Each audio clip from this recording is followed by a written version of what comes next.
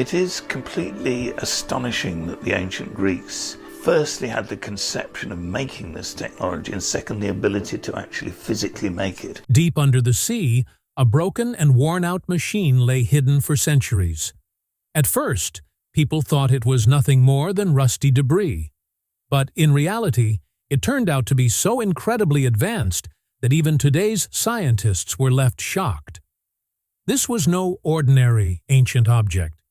It was a device that seemed to be built almost 2,000 years ahead of its time. Half of its story has come into our hands, while the other half is still buried in the silence of the ocean. For more than a century, historians, engineers, and scientists kept trying to understand what this machine actually did. Then, slowly, the broken inscriptions were read, hidden mechanisms were revealed, and when artificial intelligence started connecting the missing pieces, a shocking truth came out. This was an analog computer, not digital, but working with wheels and gears, and for the next 2,000 years, the world never saw anything like it again. But the real mystery is still not over. Because when scientists tried to rebuild the missing front part, what they found was not just a machine, it was something else entirely. And trust me, if you stay till the end, this story will shake you from the inside. Before we go deeper into this mystery, make sure to subscribe to the channel, because here we bring such research-based videos regularly. The moment of 1900, the one that changed history forever. Everything seemed normal in the Aegean Sea, but suddenly the weather turned bad. Some simple sponge divers from Symi Island were out at sea with their captain, Dimitrios Kondos. Due to a strong storm, they had to stop their ship near a deserted rocky island called Antikythera. Instead of just waiting, Kondos thought, why not use this time? He sent one of his divers, Elias Stadiatis, down into the water. Wearing a heavy canvas suit with a copper helmet on his head, he slowly descended to about 150 feet deep. But what he saw below completely shook him. Strange shapes were lying all around, like many dead bodies scattered together. Terrified, he immediately signaled to come back up. He was sure he had reached some kind of mass grave. But the truth was something else. What came out of the sea was nothing less than a treasure. With the help of the Greek navy, marble statues, beautiful glass vessels, ancient coins, and many broken artifacts were brought up one by one.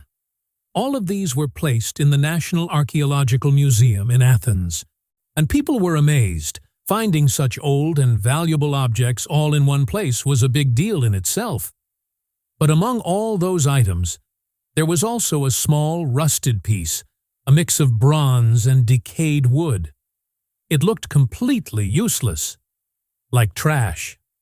No one paid much attention to it. It just lay in a corner, silently. Then came the day, May 17th, 1902. A museum scholar, Valerios Stais, was looking at that piece, maybe just casually, without any big expectation. But then his eyes caught something strange. Inside that rusted fragment, there was a small bronze gear, a toothed wheel. This was no ordinary thing. For that time, finding such a finely crafted gear was extremely unusual. And from that moment, everything changed. Now it was clear. This was not just simple debris, it was part of a machine. And as it was studied further, a shocking fact came out. This machine was even older than the ship in which it was found. That means it could be more than 2,000 years old. After hearing the story so far, it might feel like we have the complete machine. But the truth is the exact opposite. Today, only 82 small fragments of this mysterious mechanism remain. That means we have just about 1/3 of the original machine. The rest either got lost in the sea or was destroyed over time. But even in these remaining pieces, the story is still hidden. Inside these fragments, around 30 interlocking bronze gears were found. Small, toothed wheels that clearly looked like parts of a very complex system. The largest piece is just a little over 5 inches.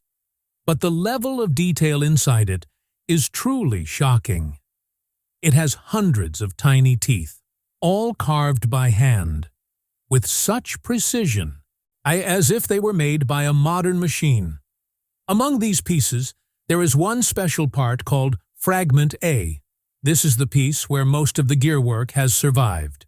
So if we want to understand how this machine actually worked, we have to start from here. The other fragments have parts of circular scales and some faint letters, like someone had written something on the bronze, but over time it started to fade away. Today, all these pieces are kept behind glass in a museum in Athens. If you look closely, you can still see marks of the sea on them, rust, scratches, and the effects of time. Until now, what we had seen was just the outer part. The real question was, what is hidden inside this machine? In the 1970s, for the first time, scientists tried to look inside using X-rays. The technology back then was limited, but still one thing became clear. This was not an ordinary object. Inside, the complexity of gears was so high that for that time it almost seemed impossible. But the picture was still incomplete, like trying to see something through foggy glass. Then came 2005, and this is where the story took a real turn.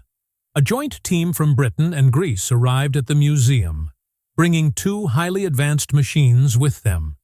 The first machine was a 12-ton computed tomography scanner, nicknamed Blade Runner.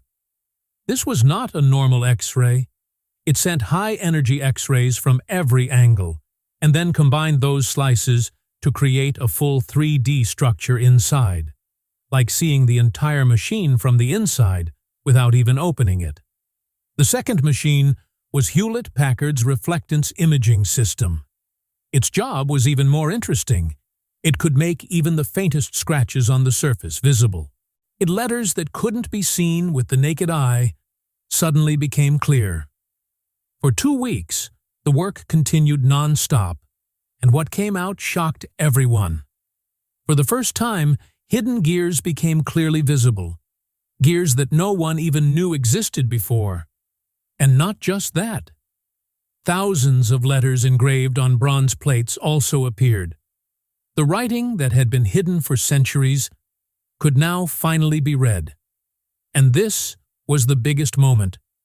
The machine that had sunk into the sea and stayed silent for 2,000 years had now started to speak again through its own inscriptions. But the story was not completely smooth.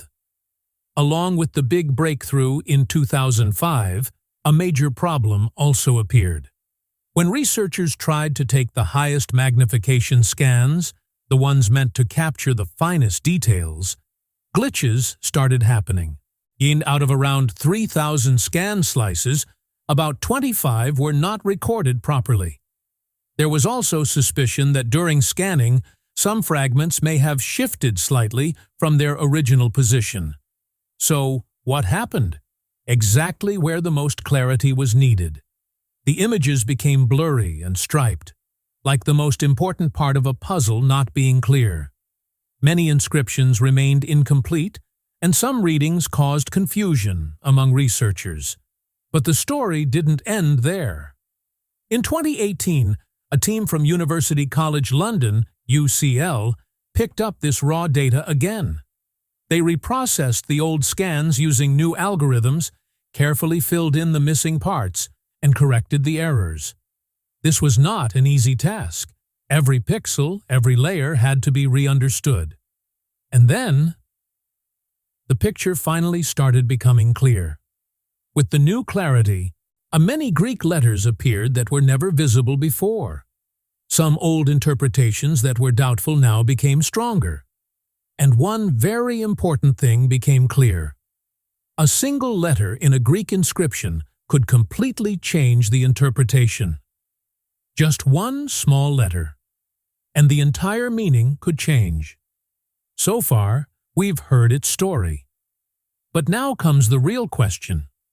What did this machine actually do?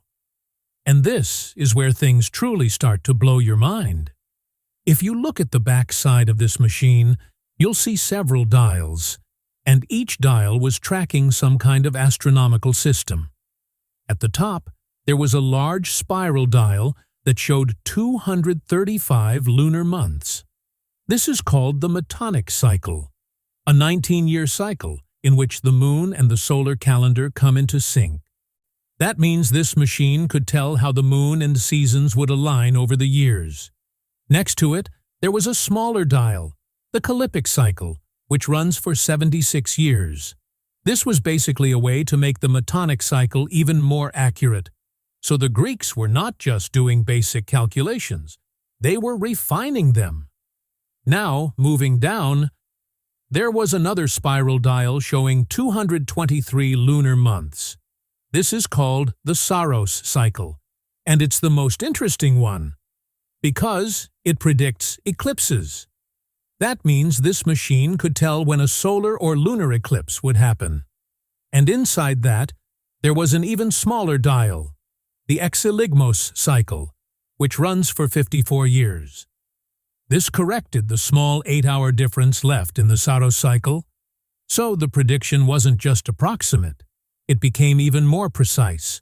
See, there was also another small dial that tracked the cycle of Panhellenic Games held every 4 years, like the Olympics. So this machine wasn't just tracking space, it was also tracking cultural events. Now comes the most fascinating part, the glyphs on the Saros dial. There were tiny symbols everywhere. If you saw sigma, it meant a lunar eclipse. If you saw eta, it meant a solar eclipse. There was also an anchor-like symbol, which meant hour, showing the exact time of the eclipse. Along with that, it also mentioned whether the event would be visible during the day or night. And that's not all. Below each glyph, there was an index letter pointing to a longer explanation text. In that text, it was described in detail, where the shadow would come from, how much of it would be covered, and sometimes even what color the eclipse might look like.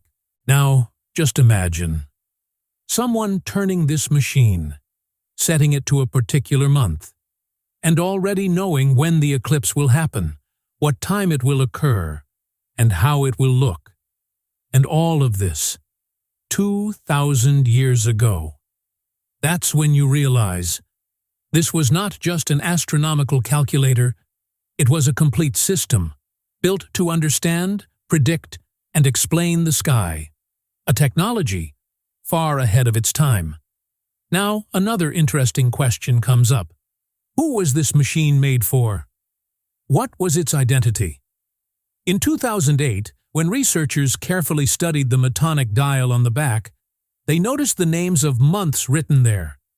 At first, they thought these might belong to the Athenian calendar. But when they compared them, something strange appeared. They didn't match at all. And that's where the story took a new turn. When these names were studied more deeply, it was found that they belonged to the Corinthian calendar family of Western Greece, especially from regions like Epirus and Corcyra, modern-day Corfu. And when scholars analyzed the full sequence, it matched most closely with the Epiriote calendar. Some experts even believe it may be connected to a colony called Ambracia. Now think about it. This is not a small detail. This means the machine was not just some random invention. It was built for a specific place, a specific culture, and specific people. It was tuned according to their calendar, their time system, and their way of life. And this is where a very powerful idea comes in. A calendar doesn't just tell dates. It stamps the civil identity of a device. So inside this machine, it wasn't just science that was hidden. It carried the identity of an entire civilization. So far, most of what we understand has come from the backside of the machine, because that part survived the most. But the real question is still unanswered. What did the front side do? Because the truth is, the front part of this machine is almost completely missing. Its gears, plates, the entire structure, all of it is lost. Only a few broken cover fragments remain. And this is where the story becomes even more interesting. On these cover fragments, something was written, and that became the biggest key to this entire mystery. In 2016, researchers published an important study called the front cover inscription. This was not just any writing. It contained detailed information about 5 planets: Mercury, Venus, Mars, Jupiter, and Saturn. And now let's understand this in a simple way. The inscription explained that after how many years a planet repeats its synodic cycles, that is, the pattern of its position relative to the Sun, and its full rotation in the zodiac. In other words, it was defining a precise mathematical relationship. After how many cycles everything would return to the same pattern again? And this is where the real twist comes in. If we want to reconstruct the missing front part of this machine, we can't just imagine anything randomly. We have to balance 3 things at the same time. First, the mechanical logic of the gears that have survived. Second, the exact mathematical ratios given in the inscription. And third, the limited physical space available inside the machine's frame. So this reconstruction is not an artistic guess. It's a tough engineering puzzle. And from here, the story changes. This is no longer just a mystery. It has become a serious engineering challenge, one that needs the perfect balance of science, mathematics, and logic to solve. By now, the story had moved from mystery to engineering challenge. But one big question still remained. Could all of this really be built? Or was it just a theory? And this is where something comes in that connects ancient history with modern technology: artificial intelligence. DeepMind created an AI model called Ithaca. Its job was to read broken Greek inscriptions and predict the missing letters. On its own, this model could reach about 62% accuracy. But when used together with human historians, the accuracy went above 70%. It may sound like a small improvement, but here, every single letter matters. One small letter, and the entire meaning can change. With the help of AI, the inscriptions became clearer, and the possible design options slowly started narrowing down. Less guessing, more evidence. But even before AI, there were people who took this mystery seriously. In the early 2000s, the curator of the Science Museum in London, Michael T. Wright, took a bold step. He thought, why not try building it instead of just studying it? And he began creating working models of this mechanism using solid brass. Wright used a very interesting technique: epicyclic gearing. In this system, smaller gears rotate around larger ones to create complex motion. Along with this, he used a pin and slot device, a system that mimics the irregular speed of planetary motion. Because in reality, planets don't move at a constant speed in the sky. Sometimes they appear faster, sometimes slower. Now, one thing should be clear. Wright's model was not perfect. Its layout did not fully match the inscriptions, because at that time the texts were not completely decoded. But he achieved something very important. He proved that this was not just imagination. This machine could actually work. His models showed that using ancient Greek techniques, it was possible to realistically display the motion of planets through gears and mechanisms. And this is where the story changed, from maybe to yes, this is possible. Now, researchers didn't just have a theory, they had proof. And on this foundation, modern reconstructions were built step by step, slowly, without any shortcuts. So this mystery was not solved in a single leap. Each generation added a little piece, and that's how it has reached this point today.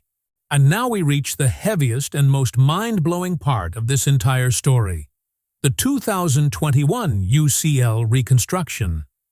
This is where, for the first time, scientists tried not just to understand this lost machine, but to fully fit it again using strict engineering rules. The UCL team gave it a name, Cosmos Model. That means a machine that represents the entire universe. But this was not a simple drawing or animation. It followed 3 very strict rules. First, every gear and part had to fit within the limited physical space suggested by the original fragments. Second, the exact mathematical ratios from the inscriptions had to be followed perfectly. And third, all the internal shafts and tubes had to work smoothly without colliding with each other. Now, let's understand its design. At the very center, they placed a small Earth dome connected with the Moon system. But the real backbone was the central coaxial output, or CCO. Think of it like the spine of the whole machine, where multiple thin tubes pass through each other and drive different displays. The front side was arranged in concentric rings, circular layers around each other. This solved a major problem: parallax. If too many pointers overlapped, it would be hard to read. But with rings, everything becomes clear, and it also matches the inscriptions. Now the real engineering tricks begin. In earlier models, the drive gears for the Sun and outer planets were placed behind a large plate, CP, which made the design bulky. The UCL team made a smart move. They shifted these gears to the front. This saved space, removed unnecessary brackets, and gave the gears a clean path to the central output. And then comes the fixed gear, called Gear 56. Around it, epicyclic gear sets rotate. This is where planetary motion is generated. And the most interesting part, gear sharing. The Sun and Saturn share the same gear, Gear 52, and fixed Gear 56. Mars and Jupiter share another gear, Gear 64. This saves space and keeps the system compact. Now understand the frame constraints.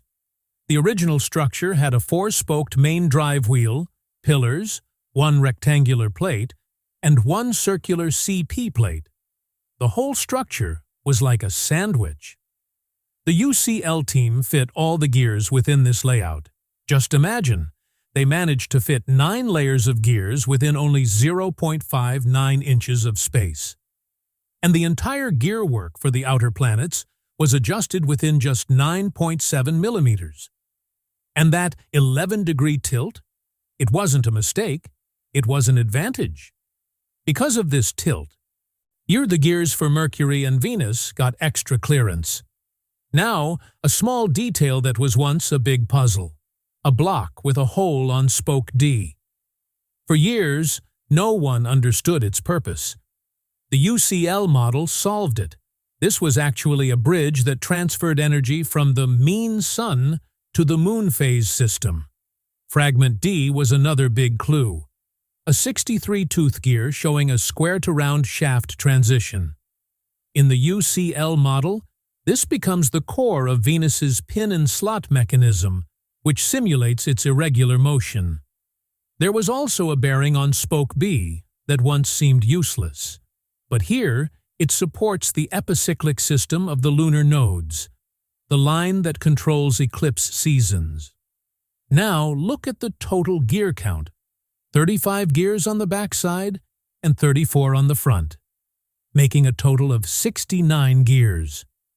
Just 3 gears for the real Sun, 7-gear epicyclic sets for the outer planets, 8 and 5-gear pin and slot systems for the inner planets, Mercury and Venus. But could it actually work? In 2025, a simulation test was done. It used triangular teeth and even included small manufacturing errors. The result was clear. If the spacing between gears is even slightly wrong, the system can jam. So now the question is no longer whether this is a myth or not. The real question is, how did the Greeks achieve such precision? How accurate were their gears? How smooth was their bronze? Because now, this is no longer just a story. This is real engineering of friction, precision, wear, and tooth profiles. Now just imagine, when all these calculations, all these gears, and all this engineering come together, what would this machine actually look like? At the very center, there would be a small Earth dome, like the whole world is sitting at the center. Next to it, a pointer showing the moon's position, along with a small black and white sphere that slowly rotates to show the moon's phases. Completely black for new moon, completely white for full moon, and every stage in between. But the real beauty was outside. Around the Earth, there were 6 thin rings: Mercury, Venus, Sun, Mars, Jupiter, and Saturn. Each ring had a small marker or gem. A golden bead for the Sun, dark blue for Venus, turquoise for Mercury. So you could instantly recognize which planet is where. Outside all of this was a large zodiac ring divided into 12 signs.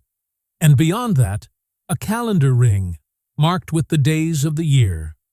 Now, if you were standing in front of this machine, what would you see? You would see 9 things at once: Moon, lunar nodes, Mercury, Venus, Sun, Mars, Jupiter, Saturn, and the calendar date. Reading the moon was the easiest part. You just had to compare the positions of the moon and the sun, and the gap between them would tell you how many days old the moon was, its age. From that, you could also understand its phase. The sun's golden marker kept moving through the zodiac. As soon as it entered Aries, spring began. When it reached Cancer, summer solstice. Capricorn, winter solstice. Libra, autumn equinox. Without any calendar, just one glance could tell you the season. Now let's come to the planets. Each planet's ring had small marked points, like conjunction, opposition, greatest elongation, and stations. When a marker reached one of these points, you would know that a special event for that planet was happening. For example, when Mars is at opposition, it appears brightest in the night sky. But the most mysterious part of this entire machine was the dragon hand. It was a long, snake-like pointer that tracked the lunar nodes, the points where the moon's orbit crosses the sun's path. This pointer moved very slowly, taking about 18.6 years to complete one full cycle. And when it came close to the sun's marker, it signaled that an eclipse season was about to begin. That means this machine could tell you in advance when eclipses were going to happen. Now there was another layer added to this: parapegma panels. These were lists written on the side panels containing about 42 astronomical events throughout the year. Yet, for example, when a certain star would first appear in the morning, or when it would disappear in the evening. For farmers, sailors, and travelers, this information was extremely important. Now imagine, you are using this machine. You set the calendar ring, then turn a handle. And as the gears start moving, the whole system comes alive. You look at the sun's position. You understand the season. You look at the moon. You know its phase and age. You check the planetary markers. You understand their positions and events. You observe the dragon hand. You get an idea about eclipse seasons. And from the parapegma, you know which star will appear in the sky and when. In a single glance, the entire sky. And that was the real power of this machine. This was not just a calculator. It was a complete cosmic guide, giving you information about time, the seasons, planets, and every change in the sky all at once. Now just think, 2,000 years ago, when such technology already existed, how deeply do we need to rethink our understanding of history? Because this machine is not just a discovery. It is proof that the ancient Greeks had taken mechanical astronomy to a level we probably never imagined. And maybe this story is still not